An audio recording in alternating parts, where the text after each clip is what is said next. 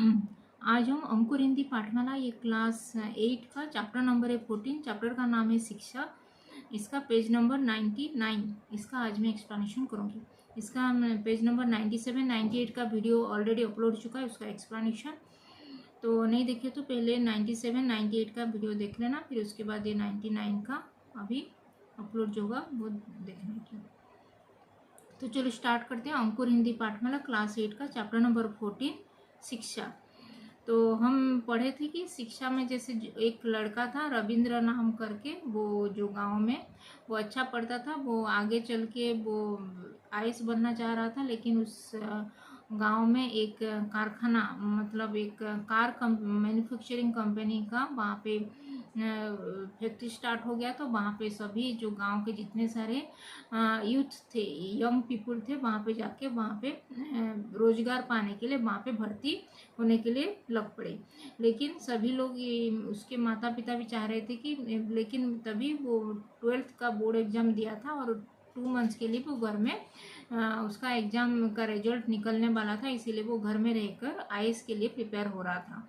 तभी वो उसके माता पिता भी सोच रहे थे कि गांव के बाकी सब जो इतने सारे जितने सारे उसके उससे भी कम मार्क जो मिला था उनको भी वहाँ पे भर्ती हो गए हैं सब लोग, और उनको 5000 सैलरी में उनको वहाँ पे जॉब मिल गया है।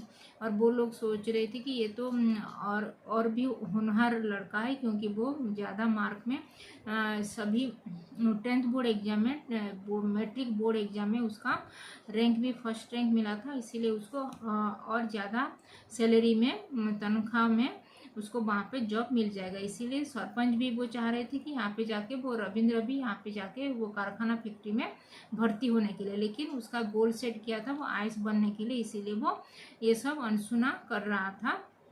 उसकी माता पिता जब उसको बुलाए इसके बारे में बात करने के लिए, तभी वो उनकी बातों को भी जाने के लिए वो अनसुना कर दिया, इग्नोर करके। और तभी आगे का स्टोरी आज हम पढ़ेंगे। तो पेज नंबर 99 है। जो उसके माता पिता भी उसके जो पढ़ रहा था बिजी था, इसीलिए वो घर के बाहर चले गए। और रवि फिर परीक्षा समाप्त हो गई है, तो उसके पिताजी बोले कि रवि परीक्षा अभी तो समाप्त हो गया है, अब नौकरी कर ले, अभी अभी तुम जॉब कर लो, जॉब के लिए प्रिपेयर करो बोल के उसके डैडी बोले। कारखाने में सब लड़के भर्ती हो गए। फिर वो जो गांव के जो कारखाना बन रहा है वो कार मैन्युफैक्चरिंग कंपनी का जो फॉरेन कंपनी यहाँ पे जो गांव में जो फैक्ट्री कर रहा है, तो उसमें जाओ और वहाँ पे भर्ती हो जाओ। गांव के सभी नौजवान वहाँ पे जाके भर्ती हो गए, उनको सबको जॉब मिल गया है बोल के उसके पिताजी उससे बात किए। यह सुनहरा अवसर है, इसको गंवाना नहीं है। ये बहुत ही ये सुनहरा अवसर है, मतलब तुमको एक अवसर मिला है, तो इसको अनदेखा मत करो। इसको इसमें जो कारखाना फैक्ट्री में जाके तुम भी जॉब उसमें मिल जाएगा, इसीलिए तुम जाके वहाँ पे बात करो बोल के वो उसके डैडी उसके पिताजी रविंद्र के पिताजी रविंद्र से बोले। माँ भी अभी पढ़ना चाहता हूँ। माँ उसकी मम्मी को बोला कि मम्मी मैं अभी पढ़ना मुझे है, मुझे नौकरी नहीं करनी, मुझे अभी पढ़ना है। मेरा ये जो गोल सेट जो किया हूँ आईएएस बनने के लिए, तो आईएएस बनने तक मैं ग्रेजुएशन करूँगा। ग्रेजुएशन के बाद आईएएस के लिए मैं प्रिपेयर करूँगा, एग्ज़ाम दूंगा यूपीएससी का एग्ज़ाम, फिर जाके मैं नौकरी करूँगा। लेकिन अभी मुझे नौकरी नहीं करना है, आगे का और भी हायर एजुकेशन मुझे लेना है बोल के वो कहता है अपनी माता से। तो क्या करेगा, माँ ने पूछा। तो अभी और क्या करेगा, अभी पढ़ना है तो अभी वैसे ही नौकरी नहीं करेगा तो क्या करेगा बोल के उसकी मम्मी बोली। रविंद्र बोला मैं आईएएस अधिकारी बनना चाहता हूँ, उसके लिए अभी और पढ़ना है। तो वो बोला रविंद्र उसकी माता से कि मुझे आईएएस ऑफिसर बनना है, इसीलिए मुझे और पढ़ना है, ग्रेजुएशन एटलीस्ट ग्रेजुएशन कंप्लीट करना है, फिर उसके बाद यूपीएससी का एग्ज़ाम देना है बोल के वो कहने लगा। देख रवि हम कोई अमीर नहीं है। फिर वो उसकी मम्मी बोले देख रवि हम तो अमीर नहीं है, हम तो गरीब परिवार से बिलोंग करते हैं, तो इतना सारा पढ़ाई हम तुमको नहीं कर पाएंगे, इतने सारे पढ़ाई के लिए ज़्यादा खर्च भी हमारे पास पैसा भी नहीं है तुम्हारे ऊपर खर्च करने के लिए, इसीलिए तुम जाओ और नौकरी कर लो। गांव के सभी लड़के वहाँ पे जाके नौकरी में भर्ती हो गए उस कारखाना फैक्ट्री में बोल के वो उसकी मम्मी उसकी माताजी रविंद्र से बोली। हम पढ़ाई का खर्च नहीं उठा सकते। माँ के स्वर में चिंता थी। फिर उसकी जो मम्मी के जो वॉइस में जो टोन में बात कर रही थी उसमें बहुत ही चिंता थी। वो बहुत ही अपसेट होके बोल रही थी उसको कि हम इतने अमीर नहीं है कि हमारे पास इतना पैसा है तो तुमको और ज़्यादा पढ़ा पाएंगे बोल के। हाँ, आप खर्च की चिंता मत करो बोल के वो उसकी मम्मी से वो बोला रविंद्र। प्रिंसिपल साहब ने कहा है कि मेरी छात्रवृत्ति की बात करेंगे। तो प्रिंसिपल मेरे जो गांव के जो स्कूल के प्रिंसिपल थे वो भी मुझसे बोले हैं कि वो गांव के जो प्रिंसिपल बोले हैं कि वो उसकी जो स्कॉलरशिप आगे की पढ़ाई के लिए जो सरकार जो अनुदान देता है तो उसमें छात्रवृत्ति मुझे भी मिल जाएगा बोल के वो बोले हैं। तो उसमें मेरा पढ़ाई खर्च हो जाएगा बोल के वो बोलता है अपनी माता से। देख रवि, मुझे घर के हालत तो मालूम, तुझे तो घर का हालत तो मालूम है हमारे घर का हालत क्या है।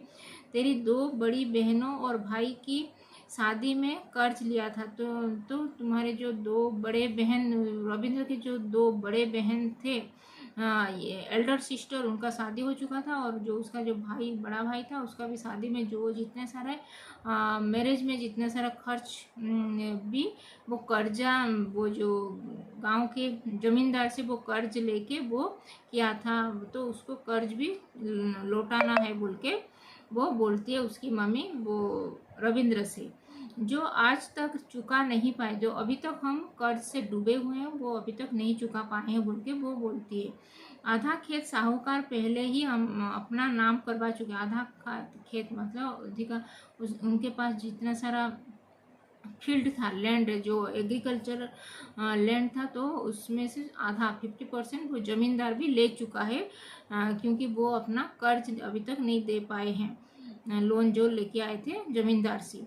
बाकी आधे खेत से बहुत मुश्किल से घर का गुजारा होता है। और आधा 50% जो एग्रीकल्चर लैंड वो जो कमा रहे हैं उसमें ही बहुत ही मुश्किल से घर का गुजारा, घर का जितना सारा एक्सपेंडिचर होता है वो बहुत ही मुश्किल से ये गुजर पा रहा है बोल के वो बोलती है अपने बेटे ये रविंद्र से। 1-2 साल बाद छोटी बहन भी शादी लायक हो जाएगी। फिर आफ्टर 2 इयर्स के बाद भी उसके जो रविंद्र का छोटी बहन है उसका भी शादी का एज हो जाएगा। तो उसको भी शादी के लिए और पैसा पड़ेगा। तो वो सब कहाँ से लेके आएंगे, पहले से ही हम लोग इतने कर्ज में डूबे हुए हैं, तो और भी उसका शादी के लिए कहाँ से पैसा आएगा बोल के उसकी मम्मी बहुत ही अपसेट, बहुत ही सैड कंडीशन में वो रविंद्र से बात कर रही है।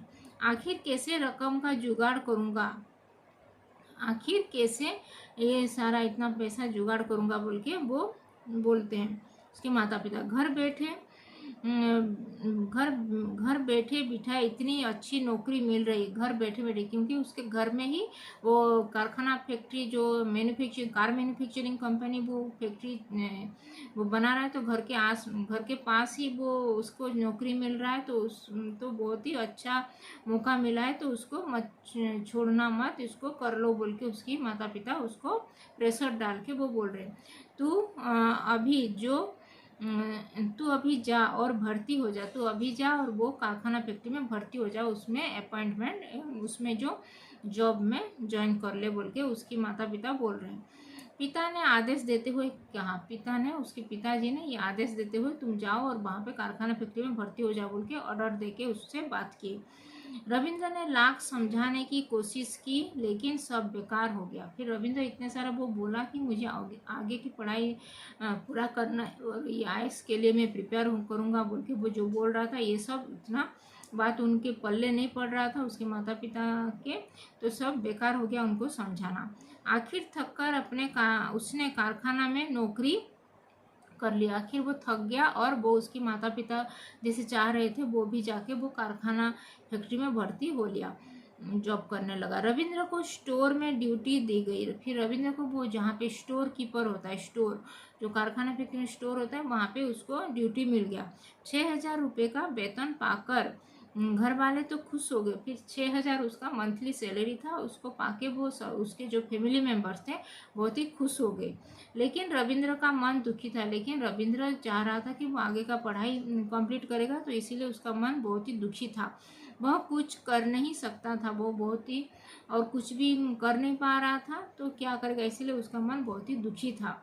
वह कुछ कर नहीं सकता था। 2 महीने जैसे तैसे काटे, फिर 2 मंथ्स वो ऐसे वैसे वो काट लिए। 12वीं कक्षा की बोर्ड परीक्षा का रिजल्ट घोषित हुआ। फिर 12th बोर्ड का जो रिजल्ट का एग्जाम, 12th बोर्ड एग्जाम का रिजल्ट भी पब्लिश हो गया। 10वीं कक्षा में रविंद्र जिले में प्रथम आया था। भी 10th बोर्ड में वो रविंद्र जो उसके जो गांव के जो डिस्ट्रिक्ट था, जो वहाँ पे वो फर्स्ट उसको पोजीशन मिला था। इस बार वह पूरे राज्य में प्रथम रहा। इस बार वो उसके जो गांव, उस 10th बोर्ड एग्जाम में वो उसके जो स्टेट, उसके गांव का जो स्टेट होता है, तो स्टेट राज्य में वो प्रथम स्थान उसको मिला था।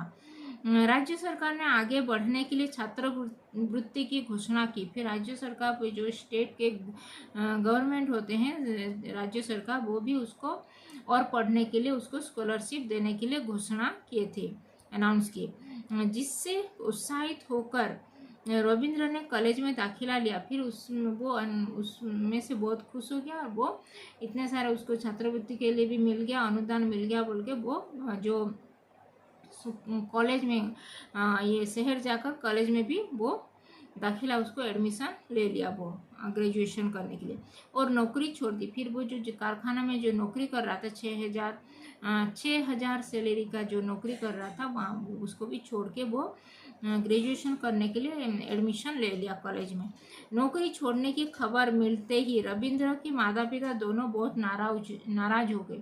फिर रविंद्र ने जी ये नौकरी छोड़ के वो चला गया, ये जो स्कॉलरशिप पाके जो आगे की पढ़ाई करने के लिए जो कॉलेज में एडमिशन ले लिया, तो उसको सुनकर वो उसके माता पिता भी बहुत ही नाराज हो गए, उससे गुस्सा हो गए।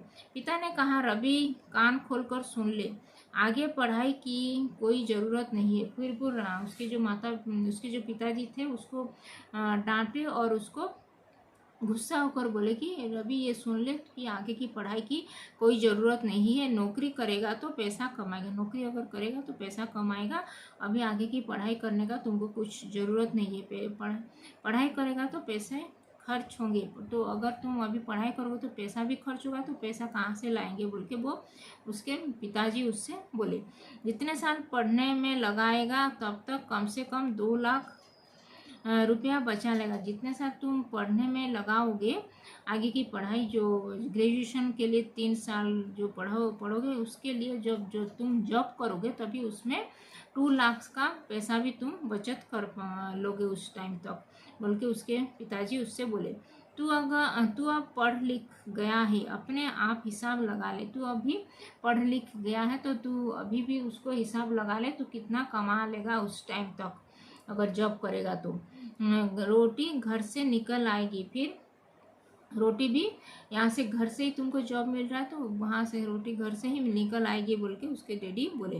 पूरा वेतन तुम बचा लोगे, तो इसीलिए तुमको अगर बाहर जाके जॉब करना पड़ता तो तुम जाके वहाँ पे रेंट में रहते, तुम वहाँ पे खाना पीना जाना आना का इसीलिए वो पैसा भी एक्सपेंड होता है, तो इसीलिए तुम्हारे घर से ही तुम यहाँ पे काम करोगे तो पास में ही जो फैक्ट्री है तो तुम्हारा सभी सैलरी बच जाएगा, मतलब कुछ भी पैसा एक पैसा भी स्पेंड नहीं करना पड़ेगा, इसीलिए सब तुम्हारा सेविंग में हो जाएगा बोल के वो बोलते हैं। लेकिन मैं आगे नहीं बढ़ पाऊँगा, लेकिन वो बोलता है कि मैं आगे नहीं बढ़ पाऊँगा क्योंकि मुझे आगे बढ़ना है और भी ज़्यादा पढ़ना है। तो क्या लाट साहब बनेगा? रमाशंकर बिगड़ कर बोले। उसके पिताजी का नाम था रमाशंकर, रविंद्र के पिताजी का नाम था रमाशंकर, तो वो बिगड़ कर बोले कि क्या लाट साहब बनेगा और ज़्यादा पढ़कर क्या बोले, मैं IAS अफसर बनना चाहता हूँ बोल के वो रविंद्र बोलता है। तो इसमें जो कुछ शब्द के अर्थ दिया गया है, जुगाड़ यानी कि व्यवस्था, इंतजाम, जो जुगाड़ करते हैं कैसे भी करके अपना व्यवस्था कर लेते हैं उसको बोलते हैं जुगाड़। तो ये था पेज नंबर 99 का एक्सप्लेनेशन। तो इसमें अगर कुछ डाउट है तो कमेंट में लिख सकते हो, और अभी तक चैनल को सब्सक्राइब नहीं किया तो हिंदी पाठमाला विद ममता चैनल को सब्सक्राइब कर देना और इस वीडियो को भी लाइक और शेयर कर देना। तो धन्यवाद, थैंक यू।